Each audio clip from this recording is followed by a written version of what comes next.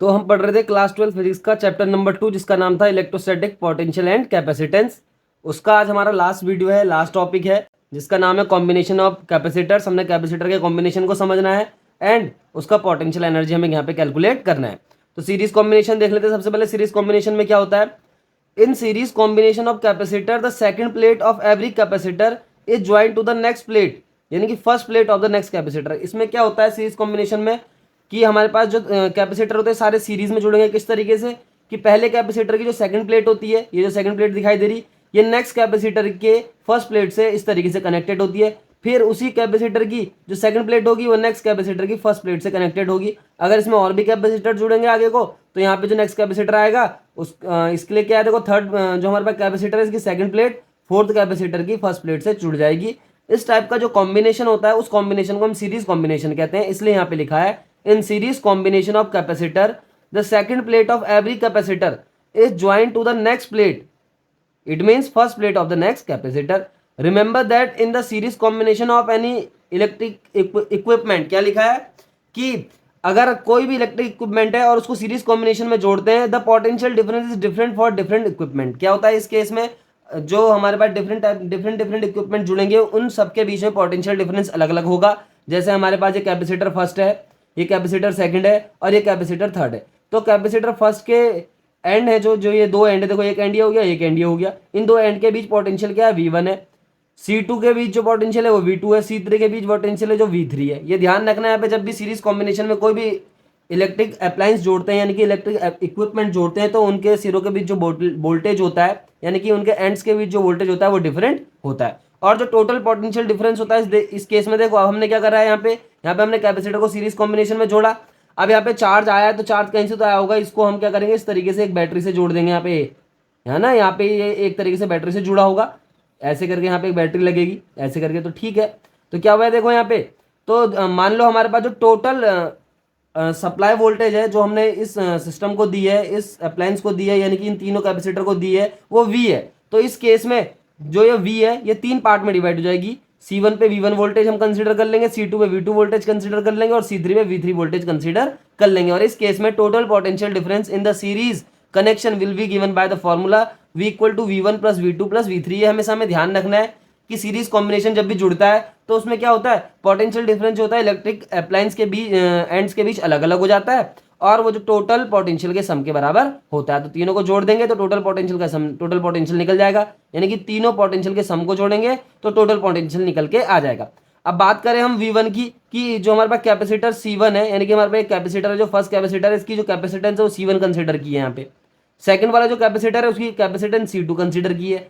इसी तरीके से थर्ड वाला जो कैपेसिटर है उसकी कैपेसिटेंस हमने C3 कंसिडर की है। तो अकॉर्डिंग टू द फॉर्मूला, कौन सा formula, Q equal to CV, where Q is the charge on the capacitor, C is the capacitance of the capacitor and V is the power voltage of the capacitor, यानी कि potential difference across the capacitor, ऐसा बोल सकते हैं। तो यहाँ पे अगर हम यहाँ पे V1 निकालेंगे तो Q अपॉन C1 आएगा, यानी कि Q अपॉन C1। एक चीज और यहाँ पे ध्यान देने की बात है कि सीरीज कनेक्शन जब भी जुड़ता है, सीरीज कनेक्शन में क्या होता है कि जितने भी इलेक्ट्रिक अप्लायंस हम जोड़ेंगे सब में जो है चार्ज एक ही अमाउंट में ट्रांसफर होगा। मतलब अगर इस पे चार्ज Q है तो इस पे चार्ज भी Q होगा और इस पे चार्ज भी Q होगा। लेकिन पैरेलल कॉम्बिनेशन में ऐसा नहीं होता। पैरेलल कॉम्बिनेशन में क्या होता है, चार्ज भी डिवाइड हो जाता है। सीरीज कॉम्बिनेशन में ऐसा ही होता है कि जो चार्ज होगा वो सारे अप्लायंस में एक जैसा ही होगा। इसलिए V1 हमने वोल्टेज निकाली अक्रॉस द कैपेसिटर C1, कैसे निकल के आ जाएगी, इसी फॉर्मूले के अकॉर्डिंग Q अपॉन C1। इसी तरीके से हम C2 वाले कैपेसिटर के एंड्स के बीच पोटेंशियल निकालेंगे, यानी कि यहाँ पे दो एंड ले लो इसके, इस तरीके से इन दो एंड के बीच पोटेंशियल निकालेंगे तो क्या निकल जाएगा, V2 बराबर Q अपॉन C2। इसी तरीके से V3 बराबर Q अपॉन C3 भी निकल जाएगा। अब हम क्या करेंगे, V1 V2 V3 की वैल्यू तीनों इस इक्वेशन में पुट कर देंगे तो हमारे पास निकल जाएगा V equal to Q1 by C1, Q2 by C2 and Q by C3। Sorry ये क्या है, Q है, ये भी Q है और ये भी Q है, क्योंकि मैंने क्या बोला सीरीज कॉम्बिनेशन में चार्ज क्या रहता है, सेम रहता है, इसलिए ये भी Q है, ये भी Q है, ये भी Q है। तो Q बाय C1 V1 की जगह हो गया, V2 की जगह Q बाय C2 हो गया और V3 की जगह Q बाय C3 हो गया। अगर देखो हम बात करें if the equivalence capacitance of the system, मान लो ये जो तीनों कैपेसिटर है इनकी इक्विवेलेंस कैपेसिटेंस निकल के C आ जाती है, तो इस केस में क्या करेंगे, देखो हम इस V की जगह हम क्या रखेंगे, देखो हमें सीधी सी पता है V की जगह इसी फॉर्मूले से दोबारा क्या आएगा, Q अपॉन C आएगा। इस तरीके से चार्ज तो Q है हर कैपेसिटर पे, टोटल चार्ज भी क्या है जो Q ही ट्रांसफर हो रहा है, तो यहाँ पे क्या होगा, इस V की जगह, जो यहाँ पे VS की जगह हम Q अपॉन C रख देंगे, where C is the total equivalence capacitance of the system. ठीक हो गई बात। तो क्या होगा, V की जगह Q अपॉन C आ जाएगा, और इन तीनों में से हम Q कॉमन ले लेंगे तो बचेगा 1/C1, 1/C2, 1/C3, और Q से Q जनरली सिंपल से कैंसिल हो जाएगा। तो टोटल कैपेसिटेंस का फॉर्मूला निकल के आ जाएगा सीरीज कॉम्बिनेशन के लिए, जो निकलेगा 1/C equal to 1/C1 plus 1/C2 plus 1/C3। तो ये फॉर्मूला हो गया सीरीज कॉम्बिनेशन के लिए। अब बात करते हैं पैरेलल कॉम्बिनेशन की। In this arrangement the first plate of every capacitor is joint to a point and second plate is joint to a next point. देखो इसने सीधी सी बात बोली है। इसने क्या बोला, इस टाइप का जो अरेंजमेंट होता है इसमें क्या होता है, हर कैपेसिटर की जो फर्स्ट प्लेट होती है वो एक पॉइंट से कनेक्ट कर देते हैं। देखो जैसे हमारे पास ये कैपेसिटर, देखो इसमें प्लस चार्ज भी दिखाना जरूरी है इस तरीके से कि इस पे प्लस चार्ज होता है पहली वाली प्लेट पे, सेकंड वाली प्लेट पे नेगेटिव चार्ज होता है। इस तरीके से यहाँ भी प्लस प्लस लगा देते हैं, यहाँ भी नेगेटिव चार्ज हो जाएगा, ये प्लस हो जाएगा और ये नेगेटिव चार्ज हो जाएगा। ठीक हो गई बात। तो क्या बोला मैंने कि इस टाइप के अरेंजमेंट में क्या होता है, हर कैपेसिटर की जो फर्स्ट प्लेट होगी वो एक पॉइंट से कनेक्ट कर देंगे, और जो सेकंड प्लेट होगी उसको हम एक किसी दूसरे पॉइंट से कनेक्ट कर देंगे। इस तरीके का अगर तुम्हारे पास अरेंजमेंट देखने को मिलता है तो उसको हम बोलते हैं पैरेलल कॉम्बिनेशन। ध्यान रखना इस बात का। तो क्या लिखा है, in this arrangement the first plate of every capacitor या each capacitor is joint to a point, यानी एक पॉइंट से ज्वाइंट होगा, and second plate is joint to a next point, एक किसी दूसरे पॉइंट से हम उसे ज्वाइन कर देंगे। ठीक हो गई बात। If plus Q charge is given at point A, मान लो हमने इस पॉइंट ए को क्या दे दिया, प्लस क्यू चार्ज दे दिया। तो प्लस क्यू चार्ज देने से क्या होगा, ये जो प्लस क्यू चार्ज है तीनों कैपेसिटर पे अलग अलग उनके कैपेसिटेंस के अकॉर्डिंग क्या हो जाएगा, डिवाइड हो जाएगा। तो मान लो पहले कैपेसिटर पे जो चार्ज है वो Q1 चला गया, सेकंड कैपेसिटर पे जो चार्ज है वो Q2 चला गया, इसी तरीके से जो हमारे पास थर्ड कैपेसिटर है उस पर जो चार्ज है वो Q3 चला गया। और मान लो क्या कहते हैं, इसकी कैपेसिटेंस C1 है, सेकंड कैपेसिटर की कैपेसिटेंस C2 है, एंड थर्ड कैपेसिटर की जो कैपेसिटेंस है वो C3 है। तो देखो क्या लिखा है यहाँ पे, if plus Q charge is given at point A, इस पॉइंट ए पे अगर प्लस क्यू चार्ज दिया जाता है, it will be divided to each capacitor according to their capacitor, या फिर एवरी कैपेसिटर क्या होगा, ये क्या होगा, जो हमारे पास ये जो चार्ज हमने प्लस क्यू यहाँ पे दिया है ए पॉइंट को, ये तीनों कैपेसिटर पे जाएगा अकॉर्डिंग टू देयर कैपेसिटेंस। यहाँ पे क्या लिखेंगे, अकॉर्डिंग टू देयर कैपेसिटेंस, और से Q1 Q2 Q3 charge each capacitor पे यहाँ पे चला गया है। The potential difference remains the same in parallel arrangement and equal to the total potential. इस चीज को भी यहाँ पे स्पेशली ध्यान रखना है कि जब भी पैरेलल कॉम्बिनेशन होता है, पैरेलल कॉम्बिनेशन में जो हमारे पास पोटेंशियल डिफरेंस होता है वो सेम रहता है, चाहे हम C1 कैपेसिटेंस के एंड के बीच पोटेंशियल देखें, चाहे हम C2 पोटेंशियल के एंड्स के बीच क्या देखें, वोल्टेज। इसी तरीके से C3 जो हमारे पास कैपेसिटर है, चाहे उसके एंड के बीच हम क्या देखें, पोटेंशियल डिफरेंस देखें या फिर वोल्टेज देखें।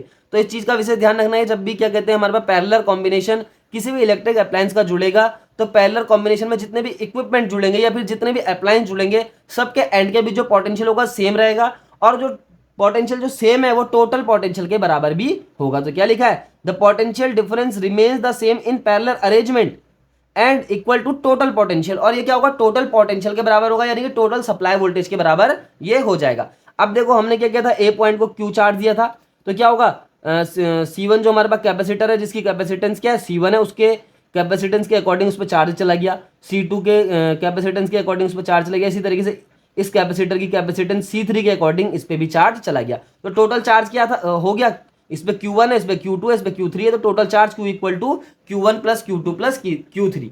जिस तरीके से हमने सीरीज कॉम्बिनेशन में पढ़ा था कि टोटल वोल्टेज जो है वो अलग अलग अप्लायंस के एंड्स के बीच जो पोटेंशियल डिफरेंस होता है उनके सम के बराबर होती है, इसी तरीके से पैरेलल कॉम्बिनेशन में जो चार्ज होता है, टोटल चार्ज जो हमने गिवन कराया है पॉइंट को, वो तीनों कैपेसिटर पे जो चार्ज किया उनके सम के बराबर हो जाएगा। तो total charge equal to Q1 plus Q2 plus Q3। तो सिंपल सी बात है, हमें पता है Q बराबर क्या होता है, Q बराबर क्या होता है, देखो CV होता है, तो Q1 बराबर क्या हो जाएगा, C1 V1। तो यहाँ पे V1 तो हम लिख नहीं सकते बिकॉज यहाँ पे पैरेलल कॉम्बिनेशन, और पैरेलल कॉम्बिनेशन में जो वोल्टेज होगी वो क्या रहेगी, सेम रहेगी ईच कैपेसिटर के लिए, और टोटल कैपेसिटेंस भी यहाँ पे V ही रहेगी पैरेलल कॉम्बिनेशन में, यही ध्यान देने वाली बात होती है। तो ठीक हो गई बात, Q1 की जगह हमने इस फॉर्मूले के अकॉर्डिंग C1 V रख दिया, Q2 की जगह C2 V रख दिया, और Q3 की जगह C3 V रख दिया। If the total capacitance is C, अब मान लो इस अरेंजमेंट की टोटल कैपेसिटेंस क्या है, C है, तो फिर हम इस फॉर्मूले को अप्लाई करेंगे Q इक्वल टू CV को, और इस Q की जगह क्या आ जाएगा, C इंटू V। अब यहां से V कॉमन ले लेंगे, V से V कैंसिल हो जाएगा, तो हमारे पास बचेगा total capacitance for the parallel combination फिर भी given by C equal to C1 plus C2 plus C3।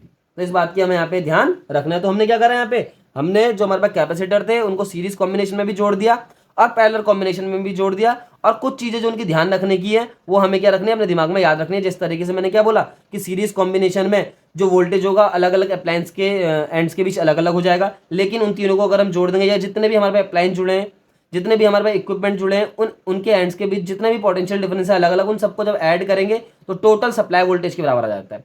Parallel combination में क्या होता है, जो टोटल सप्लाई वोल्टेज होती है वही सप्लाई वोल्टेज क्या होगी, उन जो हमारे जितने भी हमारे पास इलेक्ट्रिकल अप्लायंस जुड़े हैं उनके एंड्स के बीच भी वही क्या रहेगी, पोटेंशियल डिफरेंस का वो काम करे। अब हम पढ़ते हैं इस चैप्टर का जो लास्ट टॉपिक है हमारे पास वह energy stored in a capacitor. हमें क्या करना है, एक कैपेसिटर में फाइंड आउट करना है कितनी एनर्जी स्टोर्ड होती है, या फिर इसको इस तरीके से बोल सकते हो energy stored in any conductor.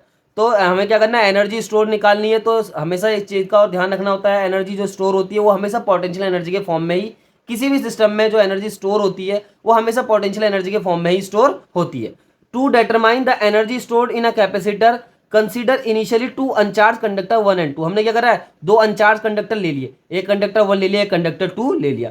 Now charge is transfer from conductor 2 to 1। हमें क्या करना है, इस 2 से लेके इस 1 की तरफ को चार्ज को ट्रांसफर करना है, और जो चार्ज ट्रांसफर होगा बिट बाय बिट होगा, मतलब धीरे धीरे होगा। देखो ये तो जनरल सी बात है। देखो एक चीज समझते हैं पहले, यहाँ पे हमारे पास मान लो दो कंडक्टर है। इस तरीके से हमारे पास क्या है, दो कंडक्टर, या फिर एक कंडक्टर की बात कर लो पहले। अगर हम किसी एक कंडक्टर की बात करें, इसको भी इसी कंडक्टर की बात करते हैं। मान लो हमने इसको चार्ज देना है, इस कंडक्टर की जो कैपेसिटेंस है उसको सी कंसीडर कर लो।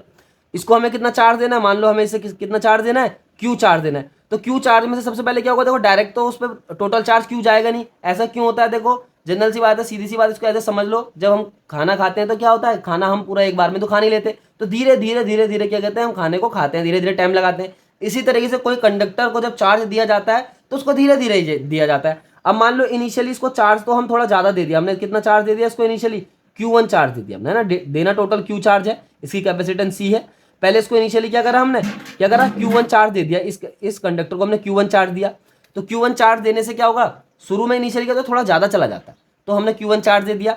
Q1 चार्ज देने के बाद हम उसको थोड़ा सा और चार्ज देंगे। अब Q1 चार्ज देने के बाद जैसे हम चार्ज की अमाउंट बढ़ाते जाएंगे तो क्या होगा, देखो यहाँ क्या है, अब Q1 चार्ज आ गया इस वाले सरफेस पे, और हम एक्स्ट्रा चार्ज और दे रहे, तो क्या होगा, जो एक्स्ट्रा चार्ज हम बाहर से देंगे इसी नेचर का, यानी कि ये पॉजिटिव नेचर का चार्ज हमने दिया तो पॉजिटिव नेचर का ही चार्ज देंगे, तो इन दोनों चार्ज के बीच क्या होगा, रिपल्सन स्टार्ट हो जाएगा। मान लो शुरू में इनिशियली Q1 चार्ज दिया, फिर DQ चार्ज दिया। सबसे पहले थोड़ा ज्यादा चार्ज चला जाता है, फिर धीरे धीरे धीरे धीरे करके उसमें कंप्लीट चार्ज क्या करते हैं, फिल करते हैं।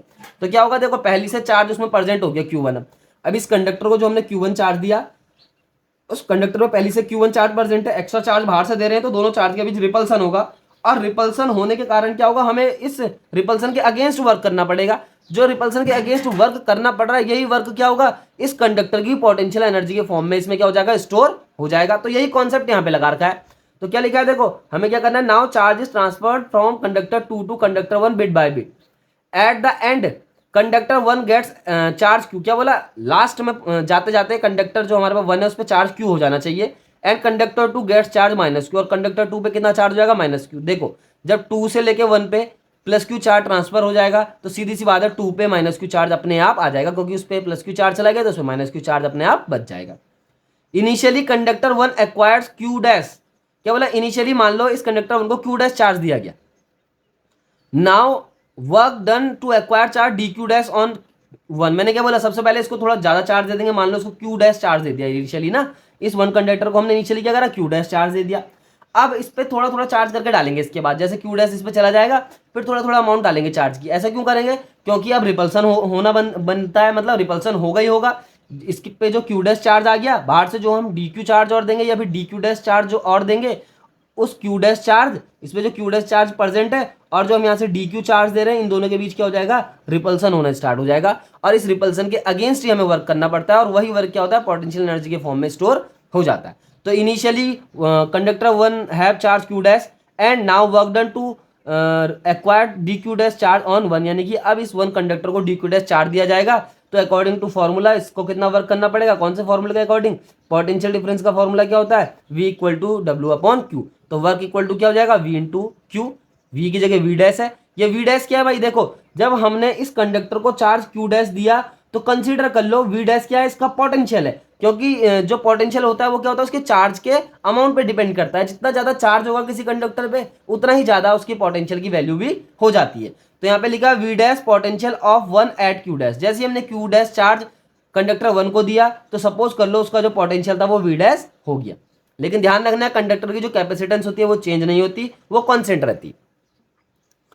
ठीक हो गई बात। तो the work done to give charge d q dash after q dash charge already present on the conductor 1 is given by d W equal to V dash. V dash is the potential of the conductor first at the position q dash and d q dash charge उसको और दे दिया, तो इसका मतलब total work done to give charge d q dash of the to the conductor 1। तो total work done कैसे निकाल देंगे, क्योंकि हमें टोटल चार्ज कितना देना है कंडक्टर 1 को, क्यू देना है। तो total work done equal to integration 0 to q, मतलब 0 से लेकर क्यू चार्ज तक हम कंडक्टर 1 को दे रहे हैं V dash d q dash, है ना। हमने क्या करा, देखो V dash d q dash, यहाँ से हमने इंटीग्रेट करा दोनों तरफ इंटीग्रेट करेंगे तो डी हट जाएगा, टोटल वर्क डन निकल जाएगा। हमने लिमिट लगा दी, 0 से क्यू चार्ज दे रहे हैं भाई हम कंडक्टर फर्स्ट को, और V dash d q dash इस तरीके से आ जाएगा। अब देखो अच्छी सी बात है, देखो सीधी सी बात है, हमें अच्छे से पता है क्यू बराबर सी वी होता है, तो यहाँ पे वी बराबर क्यू अपॉन सी, इसका मतलब वी डैश बराबर क्यू डैश अपॉन सी। तो हम क्या करेंगे, सीधी सी बात है, इस वी डैश की जगह क्यू डैश अपॉन सी यहाँ पे पुट कर देंगे।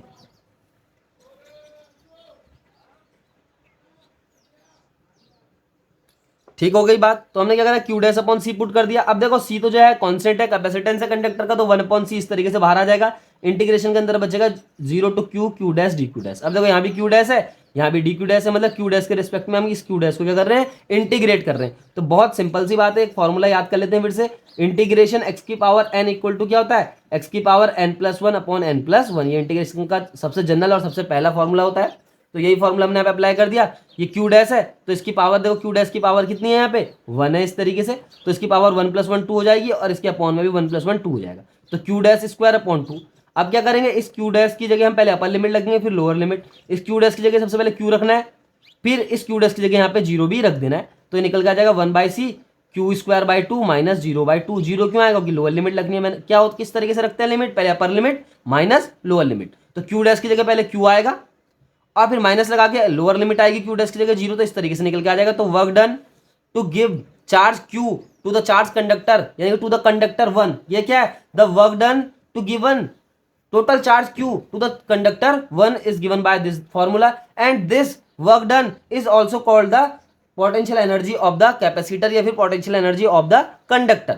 अब देखो हमारे पास जो फॉर्मूला निकल के आया था वर्क का, वर्क क्या निकल के आया था, वर्क इक्वल टू हमारे पास निकल के आया हाफ क्यू स्क्वायर बाई सी, इस तरीके से फॉर्मूला आ गया था। सीधी सी बात है। अब देखो हमें सीधी सी बात है, हमें पता होना चाहिए कि क्यू बराबर क्या होता है, सीवी होता है। तो इस क्यू की जगह यहाँ पे सीवी रख दिया, सीवी का होल स्क्वायर कर दिया, एक सी से एक सी कैंसिल होगा, तो हमारे पास potential energy of the capacitor, या फिर ऐसे भी कह सकते हो potential energy of any conductor which have we have given to क्या क्यू चार्ज, मतलब हमने ऐसा कंडक्टर की ये एनर्जी है जिसमें इनिशियली कोई चार्ज नहीं था और हमने उसको क्यू चार्ज दिया, और क्यू चार्ज देने में उसमें जो है हमें कुछ वर्क करना पड़ेगा। सीधी सी बात है, जो वर्क डन है वही क्या है, उस कंडक्टर की पोटेंशियल एनर्जी के फॉर्म में स्टोर हो जाएगा।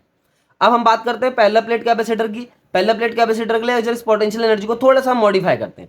U equal to half Q square by C, ये हम निकाल चुके हैं। अब देखो हमें सीधी सी बात पता है कि sigma equal to Q by A होता है, तो क्यू बराबर सिग्मा इंटू ए, तो इस क्यू की जगह क्या कर देंगे, सिग्मा इंटू ए, सिग्मा ए का स्क्वायर अपॉन सी हो गया।